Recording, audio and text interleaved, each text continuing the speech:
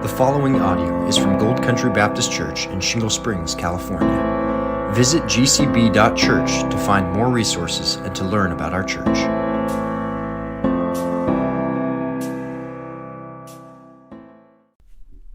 Well, welcome to the GCBC podcast, a podcast by Gold Country Baptist Church for Gold Country Baptist Church, where we discuss with our leaders and members of the church the how and why of ministry in the life of our church. And we pray, as always, this will encourage our spiritual growth for the glory of God. I'm your host, Corey Freeman, and on today's episode, I am with one of our deacons, Sean Downey. Sean Downey has been one of our deacons for how many years now, Sean? Have you been a deacon? Oh, as long as my youngest is born, so I think like a year and a half. A year and a half, okay. So I thought it was always longer, but I guess not. Mind games. Yeah, I know, seriously. All right, he's been our deacon for a year and a half, and he's most well known for his ministry on Wednesday nights going and evangelizing and sharing the gospel in downtown Placerville. That's kind of been what you're most known for. Corey has made announcements about people wanting to join that, and we'll get into that later. But for now, Sean, let's just get right into this. Tell us a little bit about your testimony and how the Lord saved you. Yeah, I mean, I was thinking on the way over here, like when, God saves somebody, it's a, complete recreation and transformation of, and everything about you. So it's, when you're talking about your testimony, you literally could pick anything about your life and just talk infinitely about it. But, to kind of just sum it up real, somewhat briefly, I was, raised in a Christian home and grew up thinking I was a Christian and, did all sorts of Christian things, did the Mexico mission trip, involved in youth group, and just kind of kept, dawdling along, went to a Christian college, had Christian friends, and, my now wife, when we were dating, she was a Christian just like me, and, we got married and, okay, great. This is just, life as a Christian, doing what you're supposed to do. So, after we got married, we grew up right here, went down to school in Southern California, and so when we came back up, we wanted to look for a church. Like, okay, where are we going to go to church? So we looked around at different churches, and we went to this church, that church, and we didn't really like any of the churches, and it kind of seemed like they were all a little bit shallow. So we said, well, you know what they lack in substance, maybe we can make up for in quantity. So we ended up doing like 4 church services on a Sunday, just like let's do this, let's find some truth. And eventually we just got so discouraged with a lot of just felt self-helpy and all these silly things that they were doing that we kind of just gave up. And so just through the Lord's providence, we were looking for blinds on Craigslist, and if you know anything about blinds, they require pretty specific dimensions. And so we ended up running into this family. The mom was like an avid Craigslist-er. She would like just go to yard sales and buy everything and resell it on Craigslist. So anyway, she happened to have the blinds that we needed, and so we ended up kind of sharing our struggle about, hey, we can't find a good church. So we'll come to our church. So it ended up being like a real small church plant in El Dorado Hills, and something about it was pretty different. That it was really small, and the pastor at the time, he didn't really couch things in the most politically correct terms. And so just through the Lord's providence there, we ended up getting saved and kind of looking back on our life and saying, what happened to me? Like I'm not the same person that I was 3 months ago. Like what happened to me? And so for me, it was this totally humbling, if not humiliating experience of having to admit I lived my entire Christian life one way and just kind of pretending that I was a Christian.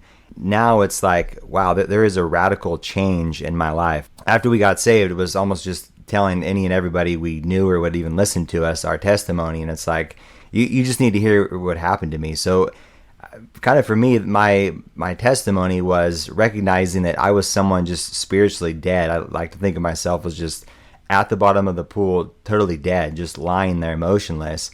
And then with an instant, through God's grace, I'm just birthed into new life and burst forth out of the pool and just gasping for air and saying life, and just I had a almost extreme vigor, and probably definitely at times probably more along the lines of truth than love. And so we unfortunately burned some bridges as we were young believers, but just having such a contrast of I was dead. Like you don't understand what happened to me. I was a spiritually dead corpse, and now I'm alive. Like, you need to understand Jesus. And so kind of then going back to that church that we were a part of, we still have a good friend. He was a true evangelist, always passing out tracts. And so our church has kind of got in the habit of going out every Sunday down to Old Sac or someplace, and we'd pass out tracts, and we were doing Way of the Master. And I didn't even know what the heck I was doing. I was just, sure, do Way of the Master, and are you a good person? And it wasn't probably till weeks into it that I realized, oh,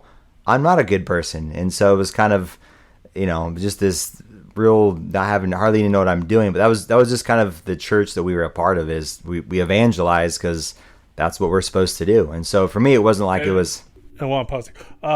The Way of the Master, is that a certain program that you kind of learn, like a technique in sharing the gospel? Because some people may not know what the Way of the Master is. Yeah, no, that's a good question. So I think it was probably about 10, 15 years ago, Ray Comfort came out with what he calls the Way of the Master. So he looks at a number of different passages, such as the rich young ruler and the woman at the well, and you kind of see how God's law is brought to bear upon the person you're talking to. You ask, are you a good person? They say, well, yes, thanks for asking. You say, well, have you ever lied? Have you ever stolen? And have you ever used God's name as a cuss word? So you're running them through all these different questions where they're really able to see themselves in light of God's commands, maybe even for the first time, that, okay, according to God, I'm not a good person. And so it's a really useful method for sharing the gospel. I mean, oftentimes, I'll fall back to that if I've gotten so confused in a conversation, because it has a lot of really good pillars, the law and the gospel, it creates a good bridge of being able to share the gospel. So it's a great tool, but I wouldn't say it's like you must always absolutely in every situation use it. It's just a method for someone who may not know everything about, apologetics or whatever you may get into. It really stabs at the heart, and it can end a conversation there because it convicts. Right, exactly. God's law convicts. So anyway, I didn't want to stop you. What were you saying before I stopped you about the Way of the Master? Yeah, so that was just kind of what our church did, is we would go out and share the gospel. And so eventually what happened is that pastor, he was kind of on loan from another church. He had to go back to his ministry, and that church unfortunately just kind of dissolved. And so we bounced around. We actually came to Gold Country. This was probably, 10 years ago. And then another family, they had joined another small church plant in Rancho Cordova. So we actually moved down there to be a part of that. And that was, I don't know if intense is the right word, but it was, we did a lot more evangelism. So we'd go out down at the light rail stations, and we, and I could share with you all sorts of interesting stories. I'll just give you, one fun story. So the Walmart, if you've ever been to the Walmart in Rancho Cordova, you could just sit there and people watch, and it's very entertaining. So I've been there before on other occasions. Yes, and we talked to one of those people, and maybe this guy, but we were actually, I don't know what we were doing, young and not totally thoughtful, but it was at nighttime. We ended up talking to this guy, and he was a real friendly guy, and he was giving us, we shared the gospel with him. He's like, let me just give you guys a pro tip. If anybody ever starts wanting to beat you up, you just put your knife up against their neck, and then you can punch them as much as you want, and they won't hurt you. I'm like, oh, this is good. So you get all sorts of colorful characters down there, but we did evangelism in an apartment ministry, and it was really, really sweet in a sense that one lady was able to come to the Lord, totally converted. But at the same time, when you're in this apartment complex, you just me as a normal, I don't say normal, just as a man standing there, I was just like a moth to the flame with all these kids. Like, they would come up and just want to show me this and want to talk to me, because there weren't many dads there. And so, really rough neighborhood, but really neat opportunity to minister to a lot of people. So kind of with that, it was just this, moving and momentum of wanting to always share the gospel and finding out how. So we were there, I think, a few years, and then the family we were with, they ended up wanting to move on, and we thought, okay, it was time to move on. That's when we came to Gold Country Baptist, which is the next question. So I could let you ask it if you want. Well, yeah. You kind of just already said it about how you got to Gold Country Baptist Church. So maybe we can skip over that due to time, because I really want to get into what you do for your ministry. Now, if any of our listeners have been going to our church for a while, they would know that Pastor Corey has been making announcements about encouraging people to go to your ministry. You meet on Wednesdays around like 5 o'clock or so at the church. You pray, you encourage each other, and then you go to downtown Placerville and share the gospel. So tell us, Sean, obviously we're not here to debate as Christians to evangelize. We're all called to evangelize. There's no question there. That can be an episode for another time. But tell us why you decided you wanted to start this particular ministry where you go out to downtown Placerville with other church people to share the gospel. Yeah, so actually the Wednesday night ministry, I think it started 2020. It was like, the world's going down the tubes, and it was like, well, I need to do something. I don't know how to do much, but I know we can go and grab some guys and go out on the street and share the gospel. So actually one of the first times we went, I think it was when there was the supposed BLM riot rally was going to happen. And so yeah, I think it was me, and I know Ty Linehan actually went down there, and we're able to share the gospel to a few different people, but ended up making relationships with some of the different vendors that are still there, and really had some great opportunities to share the gospel. And so that's kind of the thing, is just oftentimes we view the gospel as just something that's kind of formulaic, or this is just something that we have to do, and really it's just another command that Christ gives us, right? We could say, oh, I have to love my wife. But if we're really biblical Christians, it should be, oh, I get to love my wife, and I really enjoy loving my wife. It's a delight to me. And so oftentimes I think there's so many things that get pushed into the forefront of our mind when we think evangelism. We forget that this is a delight, and we just kind of, okay, it's this duty. But I know I totally relate to that. I mean, I go out to campuses as well, and some of the first time I'm out there, I can't even talk to anybody. I'm so scared. I'm just, repeating in my mind, he hasn't given us a spirit of fear, but power, love, and a sound mind. And, having just a hard time even doing that. But now it's like you understand that when you're able to share the gospel with somebody, this can change their entire life. It's, there's nothing quite like the feeling when you're able to share the gospel with, some crazy lady. You can just see the people's whole countenance understand. They don't know what the gospel is. They just assume you're there to push some sort of moral, political agenda. But it's when they understand that this is a message of love, that God came into the world to rescue, rebellious, dying people. It's amazing. It melts hard. You even seeing, people's whole countenance change. Like, wow, I didn't know that's what Christianity was about. I thought it was about this other thing, or well, I didn't really know that's what you guys are all about. And so I think it's just understanding, that this is a joyous thing that we get to do. I actually read a good quote. It was yesterday. I was just kind of, looking at different books and things, and one just kind of summed up about, evangelism is a reflection of how well we understand Jesus. And I thought that's a really good point, because you think about who Jesus is. He came into our world and had to, humble himself, leave all his glory and things beside to come deal with us.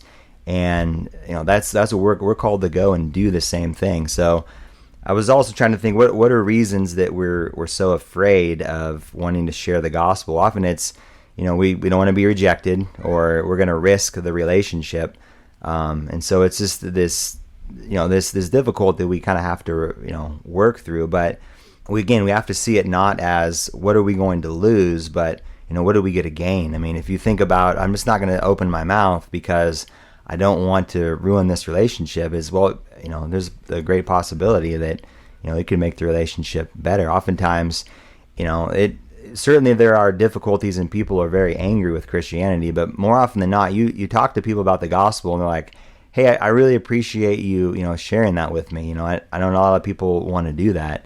And people are very thankful that you humble yourself and want to talk to them.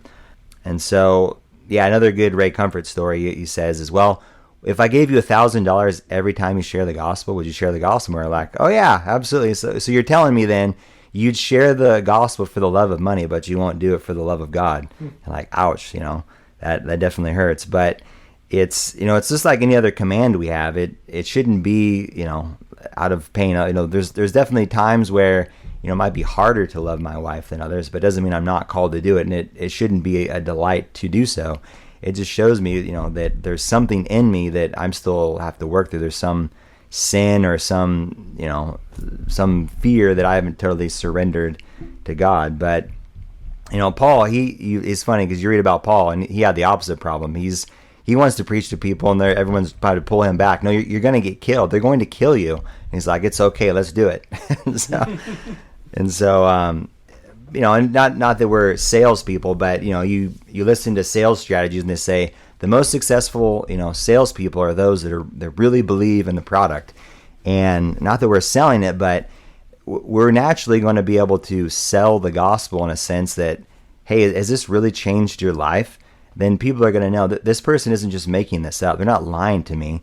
They have been radically transformed and changed by the power of God. And so I think it's definitely, having been there myself with fear and all the different emotions that come, it's not something we should look at as painful or difficult, but joyful. The verse in Hebrews, it was for the joy set before him that Christ endured the cross.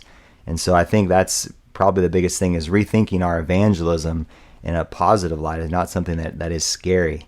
And of all the different relationships that God's made you a steward over, how are you going to steward those well, as being wise about every opportunity you have to share the gospel, not just out on the street, but different family relationships, neighbors and coworkers and things like that.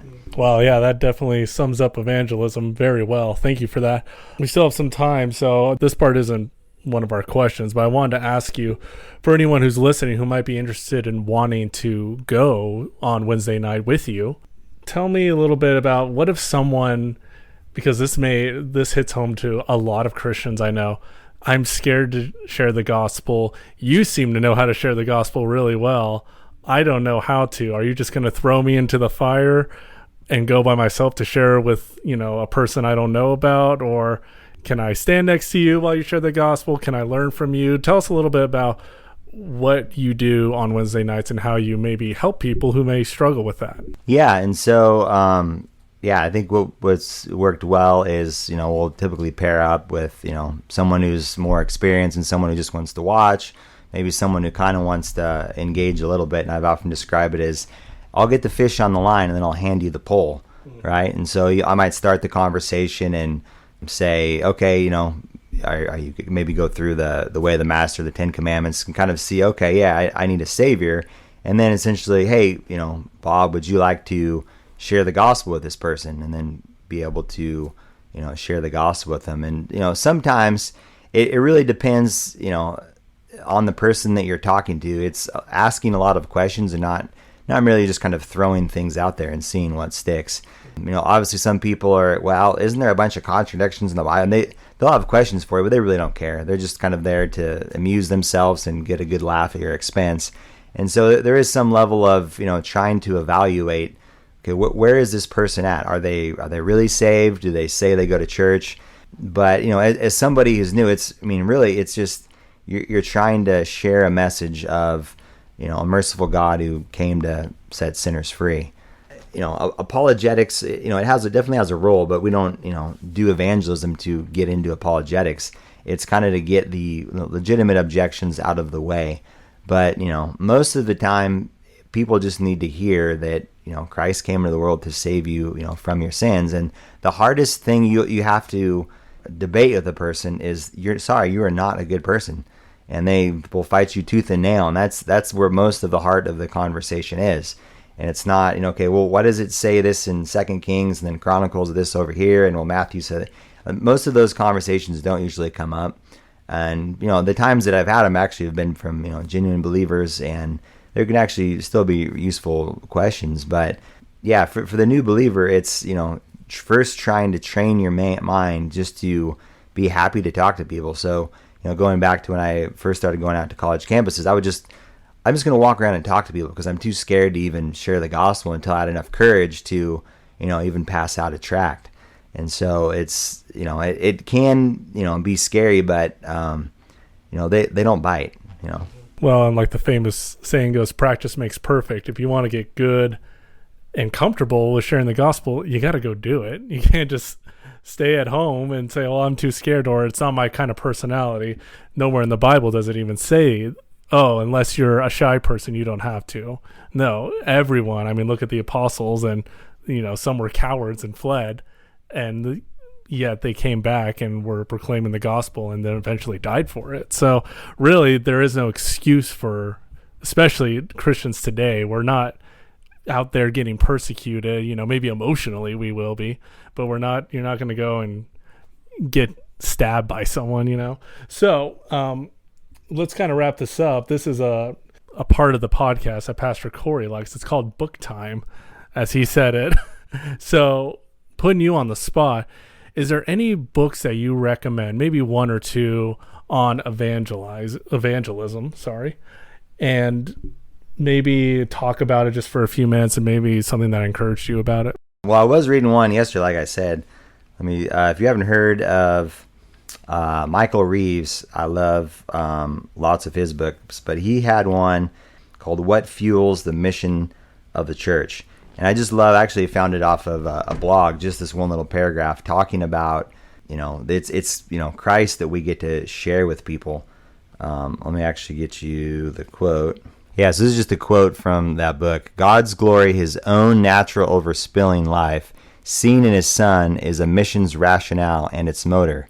In whatever sense mission is about our going out into the world to make God known, it is only ever being caught up in the already gushing tide of blessings that flows from the heart of the Father and the Son. Those who bask in the sunshine of this loving and generous God are the happiest Christians and the happiest missionaries. Seeing in Jesus what our God is really like causes us to shine like him. We come to share his great heart desire that his love, goodness, and righteousness would bless all the world. So I think that's a really good picture. And I started actually reading after I read that quote, just really understanding that, because there's a number of things you can do to get yourself psyched up to go out and evangelize. You could drink caffeine, you could, any number of things. But when you really understand what it is God has done for you and who God is, and you're just captivated with, that great love for God, you're not going to care as much about those little fears that you have. Those are going to get squished out by a greater desire. So it's all about increasing that love that you have for God, and then, fear of man fades away in that light.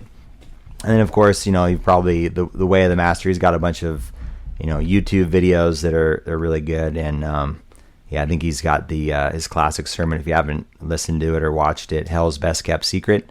So he kind of goes over pretty in depth that it's a great title, huh? Yeah. It actually kind of sounds familiar. I may have heard that before. Yeah, so that's probably his classic, but he has a bunch of stuff on YouTube, him open air preaching, and a number of good things. But those are just two quick ones. Wow, yeah. Well, thank you for that. We still actually have a few minutes, so I want to ask you if there's any closing thoughts, any encouragements, or anything you want to say to our listeners about evangelism.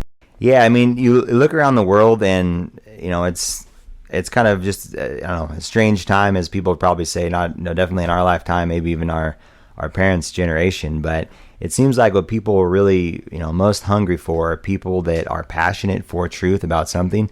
It was fun talking to the Gideons this past week, and they were just saying, the COVID thing that really opened up people to want to hear from Christians. Before, they were really closed off, didn't want to hear, but now people are hungry. Like, the world gets that this isn't normal, there's something wrong, and that life is crazy, and they're now willing to grab out for truth, because with that affliction and all that uncertainty that the world is producing, is causing people anxiety. So everybody, what they've been grabbing after is postmodern soggy bread that is just too squishy to really do anything with.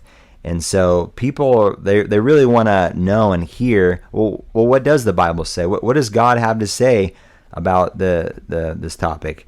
And you shouldn't assume people are always going to be like, grumpy, get off my lawn. We as Christians should be salt and light, willing to risk and take a stand on God's truth, and to want to transform our world that He's given us to be stewards of. We only have one life to live. And it's best spent in the service of Christ, not in a bunch of things where, well, I wish I should have said this, or I could have said that. No, His Spirit dwells in us. We have, countless opportunities. I have my opportunities, and everybody listening has their own opportunities that, God prepares. And, evangelizing can be as simple as, maybe you go to the same coffee shop once a week, and then you want to, hey, how's it going? I'm Bob. Nice to meet you. And the next week you go, oh, here's a track. And then the next week, hey, did you read that track? And just, building relationships with people and kind of using that as a vehicle to be able to share the truth. I'll tell you a funny story. I went to Shepherd's Conference one year, and I'm like, how am I going to use this as a good opportunity to share the gospel at work? And I'm like, okay, well, if anything else, and I just kind of said, okay, well, what I'll do, if anybody asks me and I don't really have a good segue, I'm going to say, you know what, I heard a bunch of sermons about a crucified Jew. That'll be provocative, and someone will surely ask me a question. So sure enough, the boss comes in the room and says, hey, Sean, how was your vacation in front of everybody? I'm like, okay, well, just say it. Well, I heard a bunch of sermons about a crucified Jew. And he just kind of stopped. And actually, he kind of opened up and said, I went to church, and we end up kind of having a conversation about it. And so, not that you need to, use that one, but it's, somewhat being strategic. And like I was scared in that moment. What am I going to say? What's the perfect thing? And it's, realizing that, we have to just, trust the Lord, open our mouth, and, come what may. It's worth the risk to, save an eternal soul at the expense of our feelings. And, if it risks a relationship, obviously speaking truth and love, I think it's worth it, because what would you want somebody to do for you if it was the other way around? You were lost in your sin, dead, unable to see what's going on. Wouldn't you want someone to, metaphorically speaking, grab you by the collar, shake you, and say, don't you know what's going on? Don't you know what this is? This is eternal life offered to you freely. So yeah, go out, share the gospel, and do it to the glory of God with joy.